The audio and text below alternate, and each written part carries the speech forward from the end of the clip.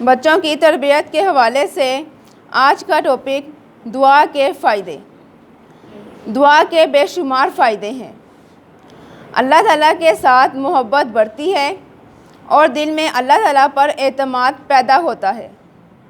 گناہوں پر ندامت کرنے سے آئندہ کے لیے نیکی کی توفیق مل جاتی ہے۔ انسان کے اندر عاجزی اور انکساری پیدا ہو جاتی ہے۔ وہ ہر ضرورت کے وقت اللہ کی طرف متوجہ ہو جاتا ہے۔ دعا مانگنے سے اللہ تعالیٰ خوش ہوتا ہے۔